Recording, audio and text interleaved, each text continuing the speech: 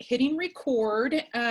This is the student experience in online learning. Thank you so much for being here this afternoon and for participating in the Course Design Institute. We have some great student leaders that have experienced primarily online learning, but also some in-person or hybrid courses, and they are eager to share their experiences with you today. Many of these panelists I've been able to work with over the summer, and they have some great experience to share with you. We have an intimate group today on the Zoom call, so I am eager to hear from you all what questions you might have. I'll get us started with a few scripted questions, but if you could type in the chat what questions you have related to the student experience working through online or hybrid courses, we'll make sure that those are addressed with the group. So as I said, we are recording now. We're going to go ahead and get started. And Tracy, would you go ahead and kick us off with an introduction, sharing your name, major, and where you're physically located?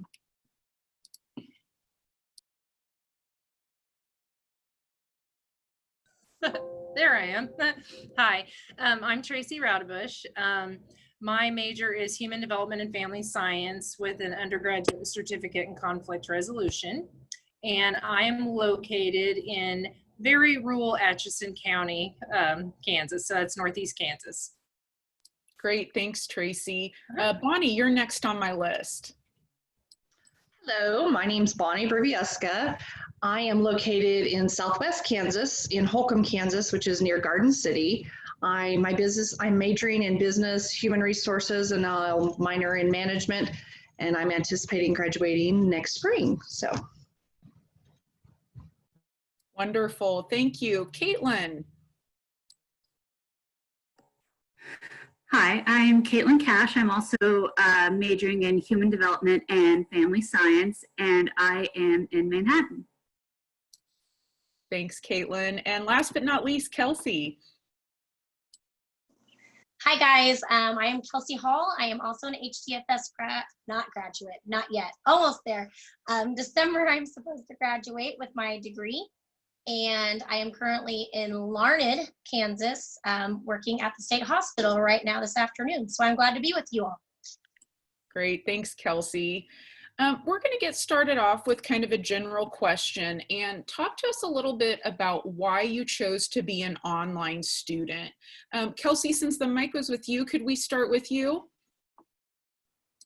Absolutely. So my journey started quite a while ago. I am a mom. I have 3 little kids at home. And so I didn't necessarily have an option but to do distance learning. I love Manhattan. I wish that I could be there all the time. But when I knew that I wanted to finish my bachelor's degree, I knew that K-State was where I wanted to be in whatever capacity that meant. So now I have my 3 littles at home. I do school full-time, I work full-time, I have a photography business full-time. So my life is very busy, and it's really nice that I can do my classes kind of on my own time. Great, thank you. That flexibility and able to work around your other commitments is definitely key. Caitlin, how about you? What led you to an online learner journey? Sort of the same situation, that it's been a long journey. I originally started at K-State right out of high school, had some health issues. Thought that I kind of had those under control, so I came back as a non-traditional on-campus student, and those health issues unfortunately weren't as stable as I'd hoped. So I switched to online learning for the same flexibility of when I felt good, I could go to class. When I didn't feel good, I could nap, and so everything was a little bit more accessible on my schedule. Great, thank you for sharing that. Bonnie, how about you?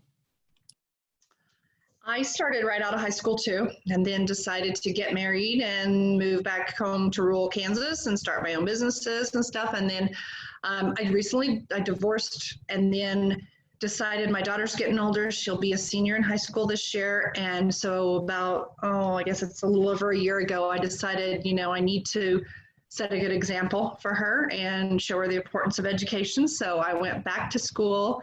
It's just something always in the back of my mind that I always wanted to do and thought, oh, I was too old. And then you just get that older and you just decide to go ahead and do it. So I went ahead and enrolled, and it's been great.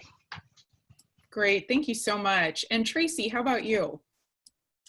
Yeah, well, I always knew I wanted to finish up at K-State. I got my associate's degree right out of high school up at Highland, and I went traditionally. I went to campus. I actually did track and field when I went to Highland. But now I'm almost 45. I actually went to nursing school too. I practiced as a nurse for quite a few years. And my boys are all grown now, doing their own thing. And I always wanted to, at a minimum, get my bachelor's. Kansas State has an exceptional online opportunity. Also, I divorced last year. And my mama is 75. She retired finally. I finally got her to retire from the local school district. And she has she has just some memory issues and so forth. And it was we wanted her to age in place, my sister and I, and this just created the good Lord just kind of he really made all this happen, that I could attend remotely and fulfill my dreams, and also be here so Mama can stay in her home on the farm. And it's worked out wonderfully, and the flexibility, of course. So Wonderful, thank you. It's very clear from hearing all of your stories how much the flexibility of online learning has supported you. And there's a lot of similarities between your stories, but also a lot of differences. And it's really great to just have that diversity, so that for those that are going through the CDI, really thinking about who your student audience is, and they're approaching online learning either by choice, or in the case of the fall, maybe, that's not their first choice, but they're all coming at this from a different personal circumstance. Since all of you have made that choice to go into online learning, I'd be interested to hear how you approach that, what strategies you've used to be successful, how do you start your semester, how do you navigate your courses, and just your overall approach to online learning. So I'll open that up to whoever would like to respond. Well, I think I have my microphone still on, so I'll I'll go for it. I'm pretty old school. I know that, most of my classes open up on Monday. During the summer, I'm taking 2 classes. Normally, during the fall and spring, I take 5 classes because I have the opportunity to do that. I don't have to work outside the home. So, but I'm old school. I get my trusty notebook here. I'll show you, and I write down my classes, and then I have my assignments, when they're due. It really helps me keep on task. So, I mean, that's how I do it. And then usually by the second or third week, excuse me, the second or third week of classes, I pretty much have down, I know how long it's going to take me to do my readings and, or discussion boards, things of that nature, top hat and whatnot. And that's how I keep myself on task and am successful in it. So. Great, thank you. Any other panelists, would you like to share how you approach online learning? I think what she said is just the organization of it. It takes me usually a week or 2 to kind of get the feel of what the instructor's expectations are, how much time is involved in that particular course for the week and stuff like that. But organization and just setting out aside, okay, Monday I'm going to start at 7 and I'm going to devote 3 hours from 7 to 10, or Tuesday, my Tuesday schedule is different, so I need to get up earlier in the morning, but just the organization is key. Great point, thank you. Caitlin, Kelsey, anything else you'd like to add? They really covered it.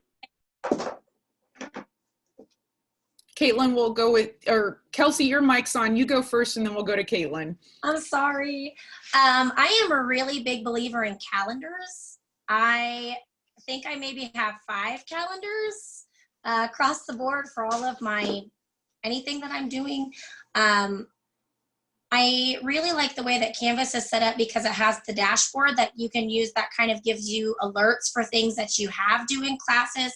However, over the years, I have found out that is not always all inclusive. So it is really important to go back and read the syllabus that your teachers post. I know that's a thing they do that first week of classes. Everybody hates it. It's really boring, but it's really important because sometimes there's extra pieces in there that you might miss that aren't covered on the dashboard. I've had 2 classes the last couple of semesters that had kind of like a half assignment. Half of it was due on one day and the remainder was due on a different day.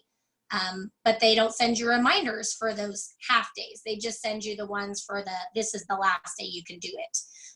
So it's really important to go back and read through all of the materials that your teachers give you because that will probably give you all of the information that you need to be successful in the course. Great, thanks, Kelsey. Caitlin. Sorry about that, Kelsey. Calendars definitely, and then Kelsey brought up a good point. From a teacher perspective, or the course design perspective, the instructors I've enjoyed the most will send reminders, and not because it's babysitting or hand-holding, it's simply they are replicating what you would get in class because they would give those verbal reminders in class or there would be a note on the chalkboard. And so they're replicating that by, sending out an announcement or sending out an email, hey, remember. And so I definitely appreciate that. It gives that more of the authentic in-class feeling.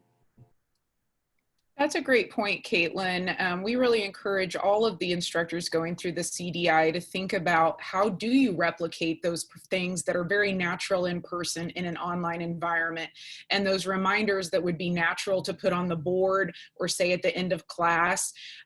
It works great to just send out an announcement or a reminder through Canvas. You touched on course structure, and we have a comment in the chat.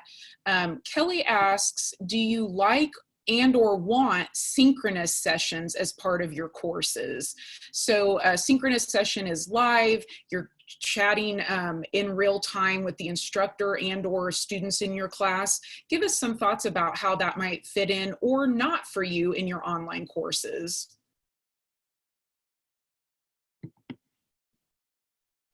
And anybody can jump in that they want. Looks like Caitlin's got her mic off. I can start. I have actually not had an online course yet that had that as a feature. For me, with my personal health concerns, that's not, I won't say that I would dislike that feature, but it's not something that I'm necessarily seeking out. Tracy, you included some comments in the chat. I think it was accidentally sent to just me. So I don't know if you want to maybe summarize that for the group, because you address not only the synchronous sessions, but communication as well. Sure. With the synchronous, I personally appreciated it because I'm a people person. And so it was nice to meet with, I've had, I would say half my classes had a weekly Zoom meeting. It was nice just to be able to interact with not only the professor, which is nice. You can do like in an office hour with them, or whatever. That's nice. But I really like the Zoom meetings every week in my classes. It did give you a chance to interact and with your fellow students, and it really, I think, not reflected, what's the word I'm trying to look for? It seemed more like a classroom setting. It was kind of neat, like you were actually there. Some instructors choose not to use those. I think if that's the case, that you have to be proactive. If you want that interaction, you can set up Zoom sessions with fellow students, your instructor. You can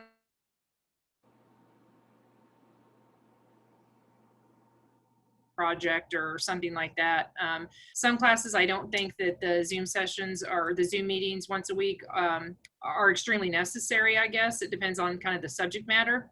But I did address the discussion boards are nice for some classes. I personally, I email my instructors a lot. They probably get sick of it, really, but I think reaching out, communicating, not assuming that you know what they mean or to guess at it, to just reach out to them and find out exactly what they're looking for. And also, I really appreciate the professors that do a weekly intro video that kind of answers some questions. It basically lets me know what they're looking for, or that what they want me to get out of the material for the week, or any projects. So that's helpful.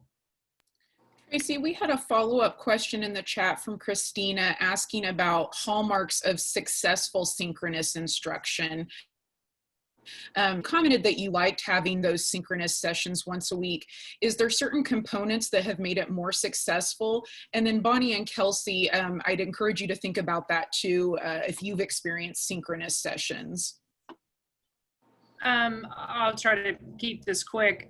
I think especially because I'm in the human development and family science area, where there's a lot of feelings and experiences and that go into what we do and what we're going to do. I guess that would be different if you were dealing with like numbers and, you know what I mean, more factual, just the facts, and there's not a lot of, you know, feelings that goes into certain things. So I find that in my experience to be, it gives you a chance in those Zoom sessions to kind of bounce ideas off each other. It's kind of like a human discussion board, I guess. It just makes it more personable, and I find it more beneficial. If my major was something else, I don't know if I would, you know, get as much out of it, but that's just me. So Tracy, touching on what you had just said, I will say right now I'm taking a statistics course, and there are a lot of feelings that go with that class. So, however, I'm with you on that. You know, if I was sitting there trying to have a face-to-face discussion with my teacher and with my classmates, I'd have no clue about anything. However, you know, if that's their thing, they could probably sit for hours and talk about probabilities and all kinds of stuff, and I would have been lost. So anyways, but I feel you there. I agree though. I think it's really important for certain majors. Obviously, communication is such a huge thing that we deal with in human development. And as we're thinking about our professional careers going forward, we're going to be talking and interacting with people. So I think that's huge. I think something that's been successful in a couple of my classes I can think of, in the spring semester, I had a teacher who she kind of had like office hours that she did on Zoom, where we could pop in and ask her a question if we had something, or she might say, hey, Thursday night at 7 o'clock, join me after dinner. We'll do some Q&A on your assignment, and there may be an extra credit opportunity. So that was always something really good for me to kind of encourage me to go. But it was really nice too to connect with your teachers, because I am, you know, way far away from campus, and I really miss that about school. I've always been a lifelong learner. I am already pursuing my graduate program after I get done at K-State in December. So school has just kind of always been with me.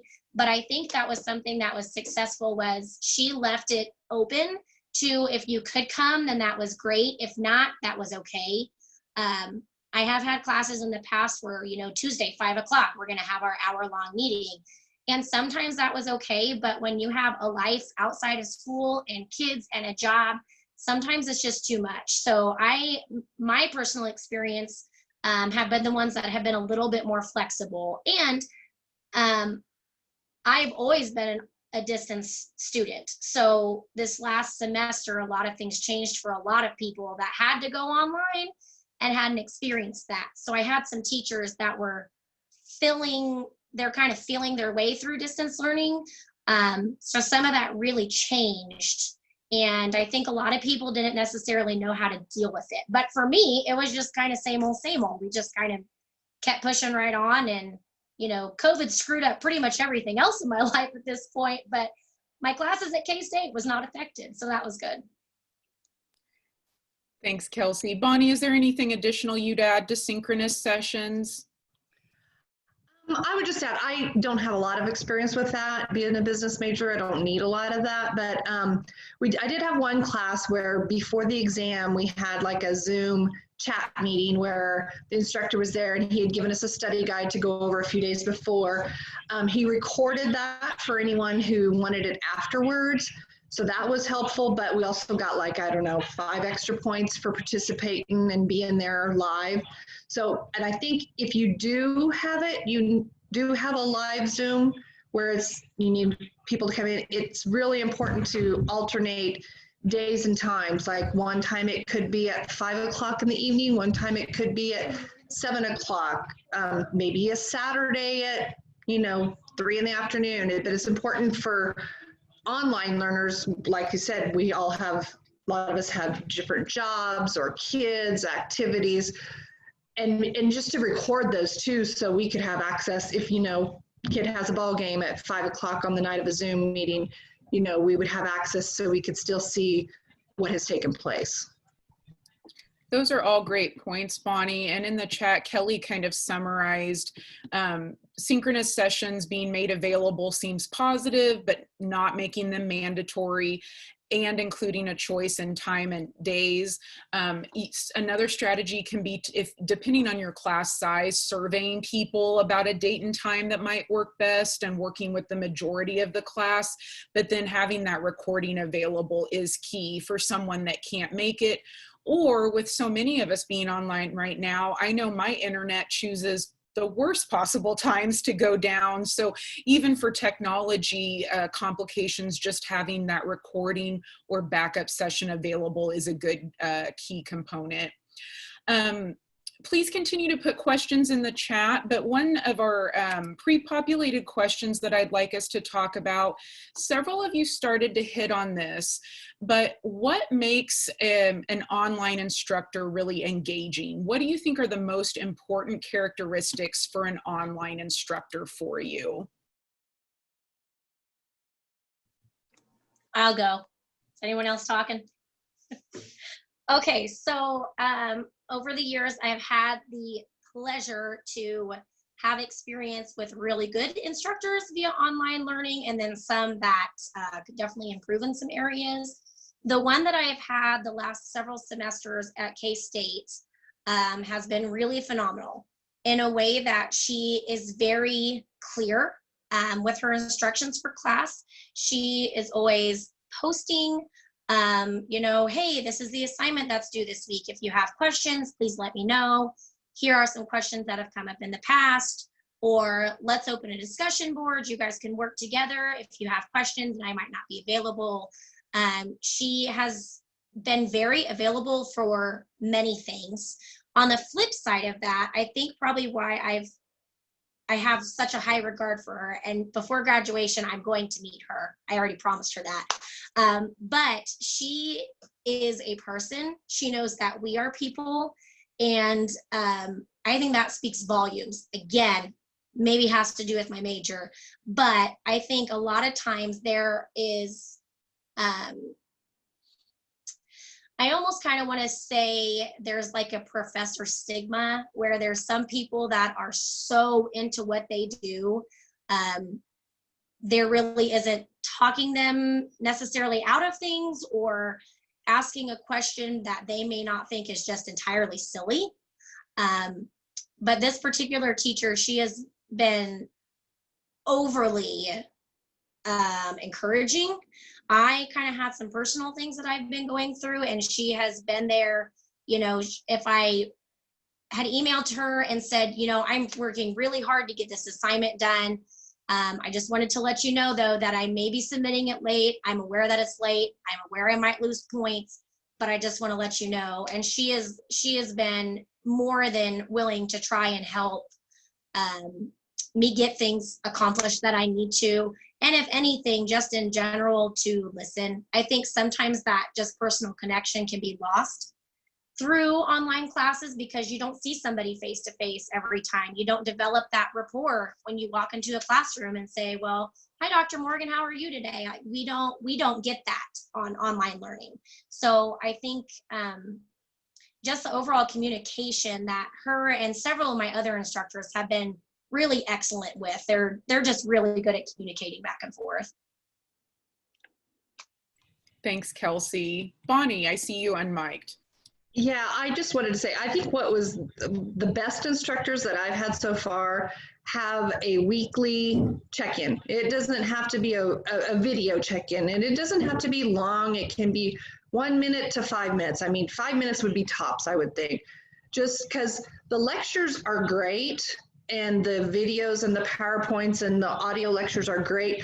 Some of them are a little dated, but my material for the business doesn't really change, but it'd be kind of nice to have just a weekly check-in that says, okay, hey, this is what we're going to cover this week.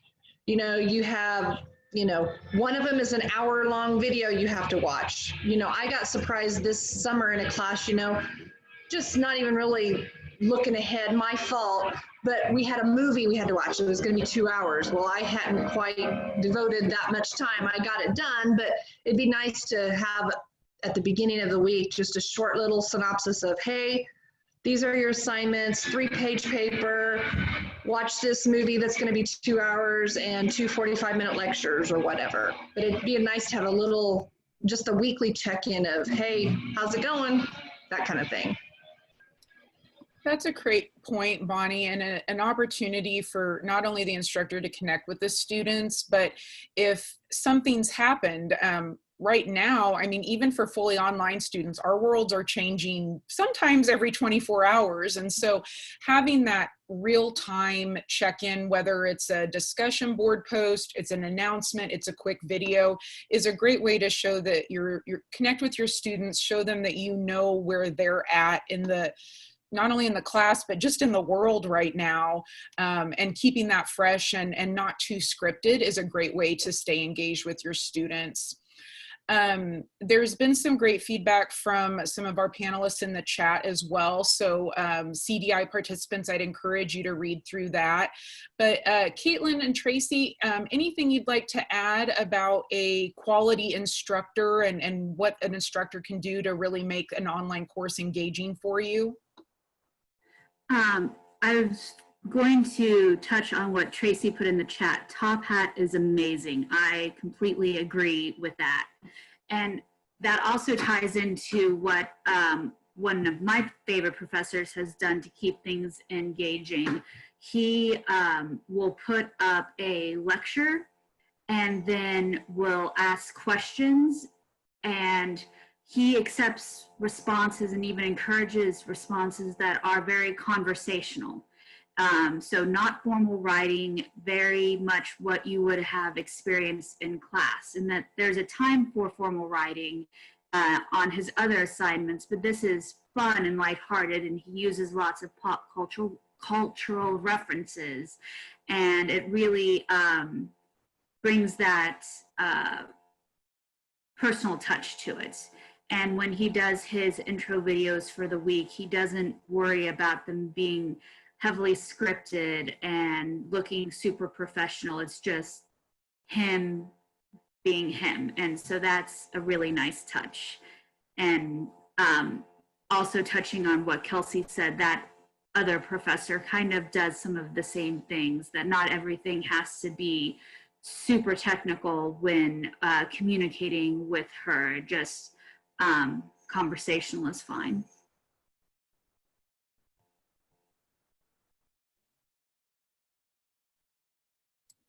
Okay, I'm going to jump in now. I'll tell you one thing that makes the world of difference, and I know that I have yet to experience a anything less than a phenomenal professor in the human development and family science area. Dr. Morgan, Dr. Ferrero, I mean, Dr. Thompson, I mean, the list goes on and on, all of them, Professor Katie. But I'll tell you what, the feedback and the question over here was how can we help students who may feel isolated, depressed, etc., things like that. The feedback and the encouragement and the guidance that I've received from nearly every professor that I've had really helped flip some of my insecurities or just being a tad bit fearful, like, oh my gosh, am I even doing this correctly, or do I even have the right idea? And the feedback from my professors have made all the difference, or like Dr. Ferrero on Top Hat, he'll put, I like where you're going with that, but I really want you to get in there and look at it this way. And it's like, oh, okay. And to me, that makes all the difference. Or, encouragements, all across the board, or just reaching out to your students and saying,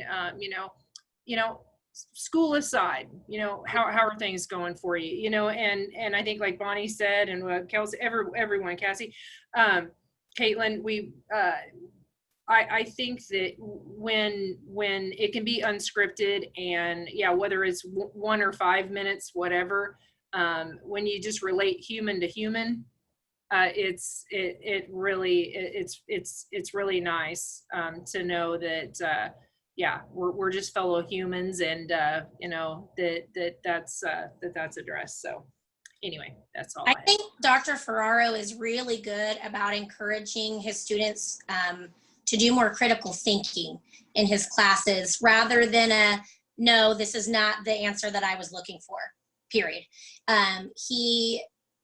I think that's far more encouraging to try and, not only get the most knowledge out of, the assignment that you can, but just in general, for him to come back and say, you're kind of on the right track, but what if you think about this? Obviously, that's why we're students. We're there to learn. We're trying to get somewhere with everything. So I know him, and as you said, Dr. Morgan, she's my fave, love her. But a lot of those teachers are just really excellent about giving us those cues and reminders to keep going. Don't just stop at the obvious place, but to continue on and to ask questions and to just keep moving forward. So, oh, I'm sorry, Caitlin, go ahead. I'm sorry. Yeah, so much of it really is about putting down and writing what you would naturally verbalize in class, which is awkward at first, I know. But I know as professors, like, you absolutely in class, if a student said something and it wasn't quite the right answer, you would not be like, no, you're wrong, sit down.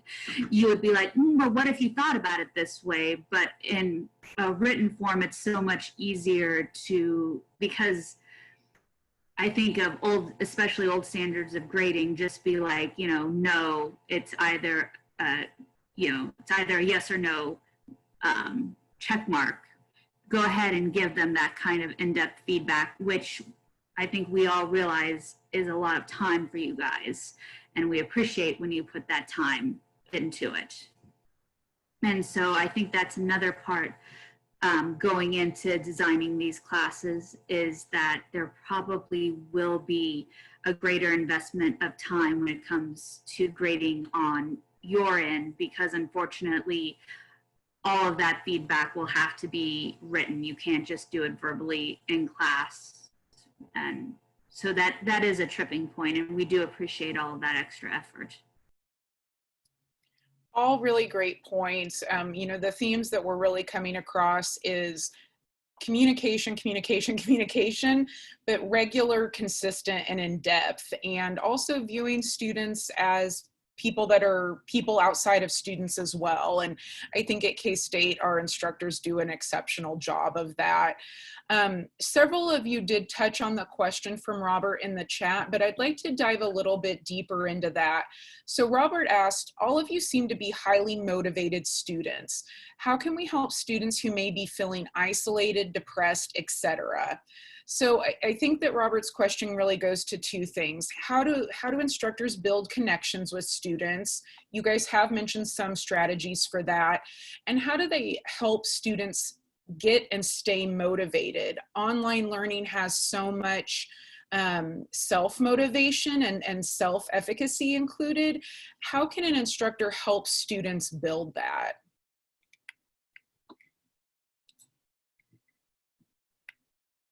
I'm going to chime in. I found one thing that I thought was actually for multiple professors, but when they, like even in the syllabus right off at the beginning of the semester or in different activities, they hide little extra credit points. And and then I've also found in order like to help or I think it's helpful anyway, to do, if possible, like a group project. And it doesn't have to be anything, you know, crazy and extremely time consuming, but what it does is it, you know, it promotes communication between, even between this, you know, the students. I know Dr. Scheib right now in Human Development and Aging, which I love that class. It's phenomenal. He has discussion boards, and I know that, I think there's two different ones because, you know, so obviously I'm in with half the class, and, you know, he asks questions, but he does it in such a way that it really does cause us to have a discussion. I know Caitlin and Kelsey, I think you're in my class, I'm sure, because we comment back and forth, but to, I think that causes, the students to be more involved with one another, you know, to make the discussion rooms smaller. And that way you kind of, you start to learn. He asks questions in such a way that you talk about yourself and the movies and what we read, but you really, he'll ask some not personal, but if you want to, you know, talk about where you're from or how experiences in your life related to what the material was for that week. And you kind of get to learn a little bit about each other. And I think the more you can identify with each other when questions are asked in a certain way, then that makes I don't know, I really look forward to our discussion board and stuff because, you know, I feel like I'm getting to know some of the people in the class maybe without seeing them, you know, face to face. You know, so. I wanted to quote on the discussion boards. I agree, small is key. I've had one class where we broke up into smaller groups, 6, 8, that's a small enough group and stuff, because then you keep that group for most of the semester. So you kind of learn, you know, without even seeing who posted that answer, you kind of know because that's the way they talk or that's the way they think and things like that. For me personally, like my bigger classes, I have one class now, I don't know, there's probably more than 30 in there. There's nothing more annoying to me than my phone going crazy with alerts and notifications because everyone's trying to just comment on the discussion boards to get their 10 points on Sunday night. And so a true discussion can't take place always on Sunday night. You know, there's some weeks I'm the Sunday night discussion board poster, and I'm not going to say I'm not, but for the most part, I mean, Monday or Tuesday, I do mine, and who wants to have to go back and read those every day and then have to sift through 30 different discussions? Whereas if you have a smaller group of 4, 6, 8, however many, at least, you know, you only have 4 or 8 to read, and you can actually get into a good discussion and you can respond. Whereas before with these bigger, larger groups, it's like, yeah, I'm just going to post my discussion and hopefully I'll get at least my 10 points and be done with it. But I don't feel any engagement at all on the larger discussion boards at all. Bonnie, that's a good point to think about. If we're trying to replicate in-person online, Rarely would a class of 30 to 50 students all have a discussion together at the same time. In person, often an instructor will say, okay, group up, you know, the 5 to 6 around you. So by breaking the discussion boards up into smaller groups, it's the same concept and does allow for, like Tracy talked about, getting to know each other. And then, as you're saying, really be able to dive deeper into the content in a more meaningful way. Caitlin, Kelsey, is there anything else you'd like to add about helping motivate students and engage those that are maybe feeling isolated? I do really like the idea of the smaller discussion boards. I know sometimes, especially if you've been a student for a while and you're kind of getting that senioritis thing where you're done with school, like you're finished, you're just ready to be finished. Sometimes it can be really hard to remember why you started in the first place. And especially when you're by yourself in an office or wherever you may be doing your homework, it's really hard to kind of motivate yourself to keep pushing forward. But if you get into those groups where you're talking with your classmates, and if you have a really active, engaging instructor that's kind of in there in the middle, prompting different questions, prompting you to think further, I really do like that, because it not only opens your mind up to what other people are doing and thinking, but also if they are, you know, if it's something specialized to what your degree is in, they are your people. Like, they are people that understand what you're talking about. Their wavelengths are probably close to the same as yours. And sometimes that can be really encouraging in itself. To see, you know what, I'm not the weirdo that's sitting here by myself trying to complete an assignment. There's other weirdos out there too, and they're all having the same questions that I am. So I think it's a really great way to connect your students, and just to kind of further motivate them to keep pushing, even though sometimes it can get super monotonous when you're by yourself. Thanks, Kelsey. If there's any final questions from the group, please put those in the chat. I have 2 more on my end. The next one I'd like to talk about is talking about assignments and assessments. And how has that played out in your online courses, whether it's tests, written papers, group projects? What has that looked like, and what have you preferred, and what has not worked well for you in your online courses? Bonnie, would you maybe start? I know you've got some perspective about exams and things like that.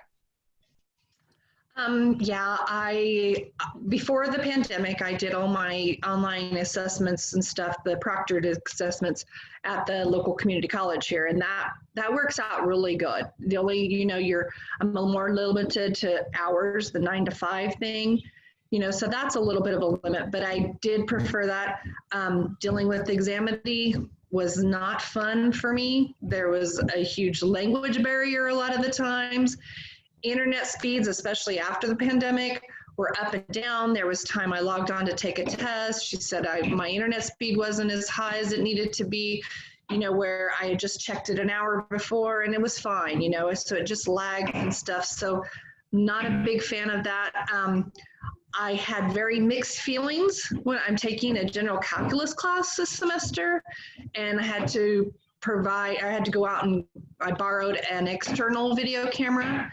And so I had to record myself taking the test, had to record my work area, my hands had to be visible, you know, all that stuff. I thought that would be a major pain in the butt, but it ended up being not so bad. So the only thing I have to remember is, you know, to keep my hands up, because I'm one of these, you know, go right here. That was another problem I had, like with the Examity people, you know, I'll sit there and I'll be, you know, working like this, and then I'll go like this or something, and she'll like, and then they interrupt you and they say, excuse me, but you need to get your hands away from your face. Or my hair, if I wouldn't put it up in a ponytail, it'd be hanging here and they couldn't see my eyes. So then they'd interrupt me and say, excuse me, you need to get your hair. I'm like, seriously, just let me work the problem. But, you know, I mean, I know there's a lot of ways to manipulate the testing and stuff. I'm too old to think about all of that, really and truly. I just want to get through the test. So that's been my experiences. I appreciate that honest assessment, Bonnie. It has been challenging, particularly for instructors that are used to either proctoring in person in their classroom or allowing students to go to testing centers. And so for those that are working through the CDI, next week, more information about assessments and those options will be presented. So do take time to think about what alternative assessments might look like in your course. Kelsey, I see you've unmiked. Would you like to share a little bit about your experience with projects and assessments? Yeah, for sure. So touching on what she was just saying, I am also not a fan of Examity. Last week, I had a really unfortunate experience with their website. Waited for like 2 hours to start my test. They said I had a problem. Turned out they had a problem. I missed my midnight deadline to take my exam. It was this huge ordeal. Now, my teacher that I had was super great about it. He's like, I'm really sorry. I'll give you an extension because obviously that wasn't your fault. So like my teacher was fine. That wasn't the issue. This was also my stats class. Let me add that. So I have really tremendous test anxiety in general. When it comes to math, that skyrockets times a gajillion. So to have to sit and, as she was talking, mentioning about how, you know, if you have your hand up here, they'll stop you and they'll make you move. Or I have cats. And so if a cat would come and walk by me, they'd say, okay, well, you need to show me your work area to make sure that you're alone. And so that added a lot of unnecessary stress for me. And I have 3 more of those to take yet this summer. So I'm kind of trying to work through it. I really do not like it. I understand that it's necessary. And right now, I think Tracy had mentioned she goes to her extension office. I was doing that previously, but as of right now, we can't go anywhere where I live at because of COVID. So that kind of throws an extra wrench in the plans for that. As far as stuff going with just my regular classes, I do really like to work on projects. I don't mind working on something collaboratively with other students. However, my experience doing group projects in an online setting are very difficult and very frustrating. My last class I had in the spring semester, we had something, I think there was maybe 6 people in my group project, and 2 of them we never heard from at all. Never once posted, never once responded to emails, nothing. And so, of course, it's not necessarily my business, but my question as a student is, well, how is it fair for me to put in my part of the effort to complete the assignment and we don't hear anything from them? Are they still getting points? Are they, you know, getting the credit for the work that the rest of the group put in? Because that's really not fair. That is what, unfortunately, my experience has been with several group projects is that there's always going to be somebody that kind of takes charge and divvies things up. And, you know, there's people that communicate really well together, but then there's some, as she had mentioned with the discussion board post, you know, they wait until 11:30 on a Sunday night before it's due at midnight to go and pitch in their part of something. So I really don't like group projects in online classes. I'm sure there's maybe a better way to do it, but I have not experienced it yet. One suggestion from a former panel related to group work was putting some sort of like contractor agreement template that the group would all work through together, that talked about if someone's not responding, what would happen, and basically to be able to hold each other accountable. So for our CDI participants who know that group work is something you really want to integrate in your course, helping students think through what that looks like in an online environment when there isn't a physical class time where they know they can, I'll see them there, I can check in with them.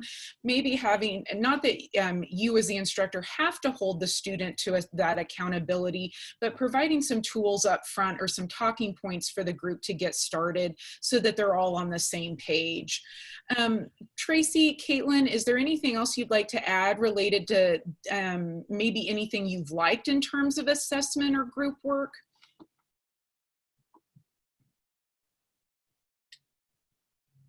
Sorry, I was typing. In the group projects that I've been a part of, and it might just be in my nature, but especially if I had group members that were quite a bit younger, like my kids' age, honestly, you know. And so what I would do is like, okay, here's what we're gonna do. And I did in each one I've been involved in, I was like, okay, well, we're gonna set up Zoom meetings. When's it gonna work out for you? And I would just set them up, and we would have like, I would almost designate, I tried not to take over in all of them, but designate, okay, if we had 6 things to do and we had 6 members, it's like, does anyone want to pick what you want to do? Okay, let's do this. You work on it. Let's email, but we're going to get back and have a status hearing, basically. You know, I mean, so somebody in the group really has to take charge, and it was frustrating in a few of them because there was just no response or little response. And so, but we also, in all but one, we did have to submit an individual grade for our group members, and if it was low or good, I guess you would submit why. So that's where your people that are more assertive, I think, or maybe just more mature, more organized, whatever word or combination of those things. You know, I do like it when the professors, I think it's important to have those group collaborations and experiences, because it's going to be the same thing at work.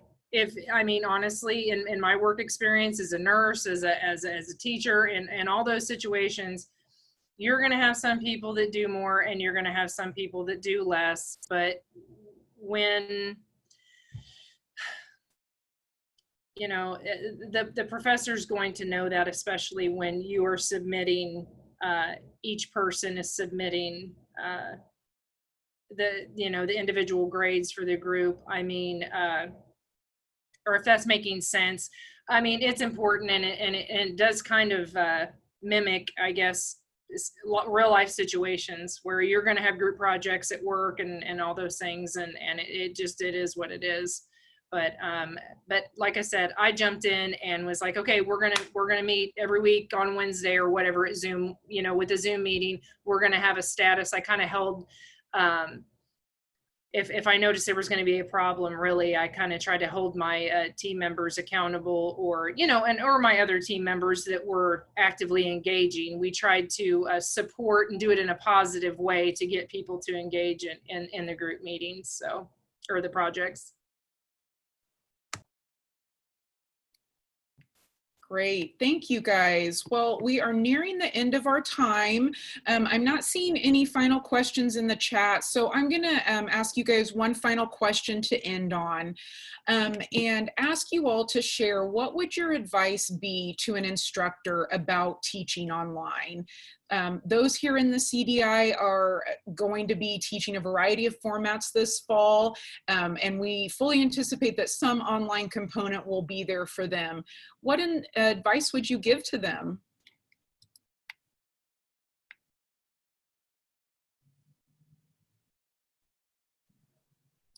Okay, I'll go ahead and jump in. And again, you know, this is my experience and my perspective. If I was a teacher and could possibly implement a top hat in the way I taught, I would do that. If not, if you're using textbooks, I believe that instead of trying to maybe shove it's more about quality instead of quantity, I think. So I would focus on that, the way I was approaching it. I would communicate a lot with my students. I would definitely do an intro video each week. And I don't know, Zoom sessions if necessary, discussion boards, keep them small, and just communicate a lot. So I hope that was helpful and made sense.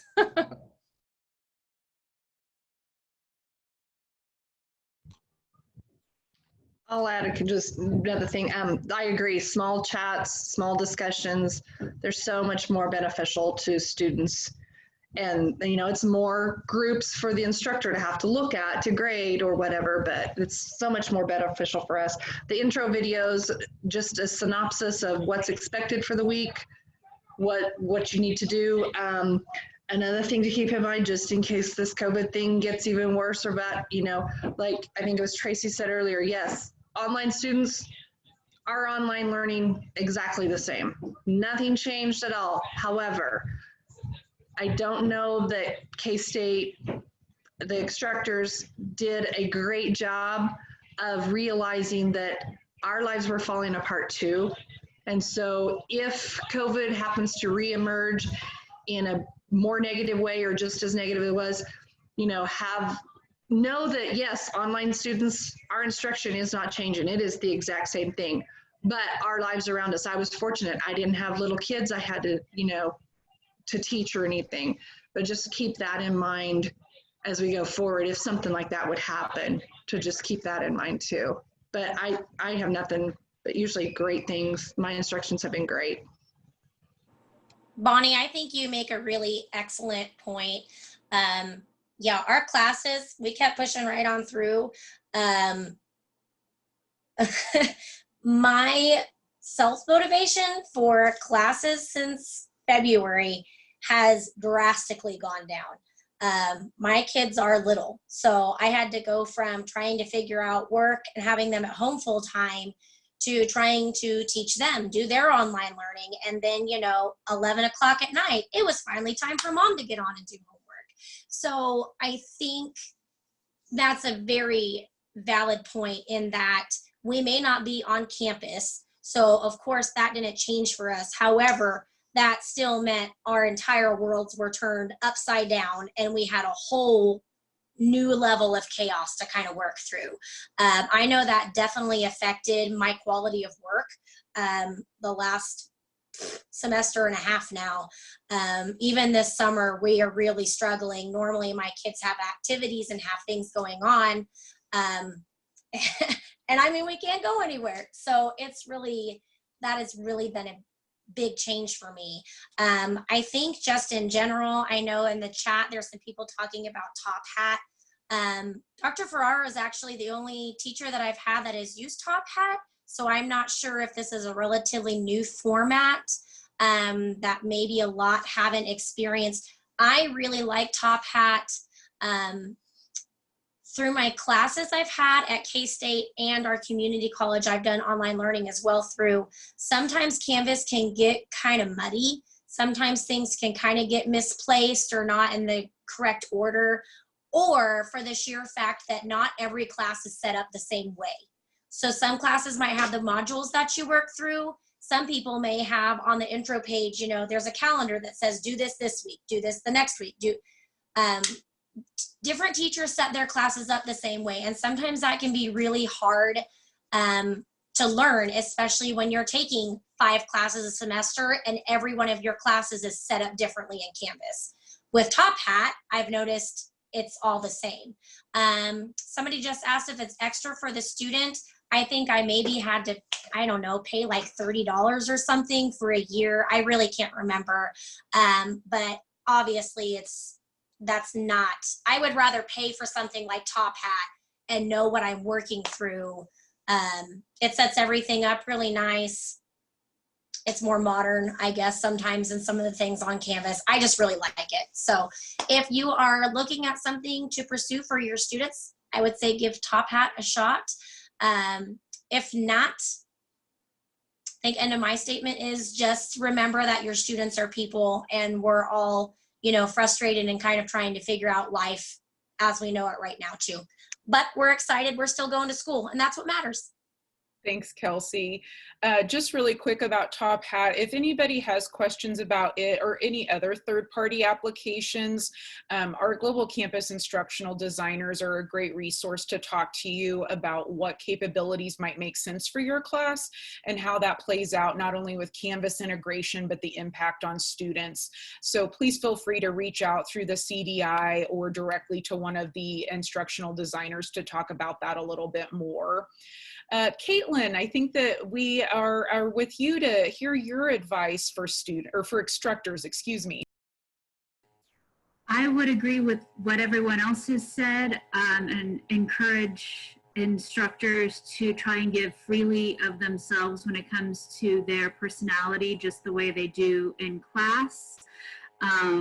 Also to say thank you. This is a huge undertaking when it comes to the amount of work and energy you're putting forward. So thank you for going on this journey.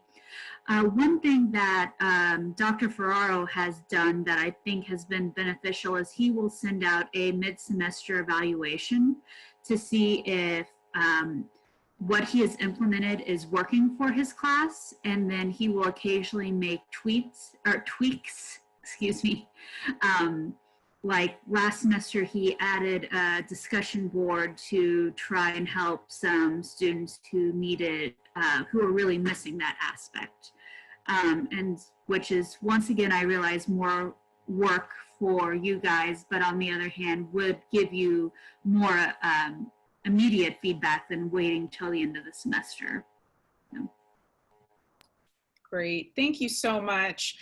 I want to say thank you to all of our panelists today for taking time to share their experience and talk about what's worked and what's been challenging as an online learner. And I also want to thank those from the CDI that were able to participate with us live this afternoon. This recording will be placed in the CDI if you need to go back and view it. And we look forward to finishing up the rest of the program with you guys. Thank you so much. Have a great rest of your afternoon.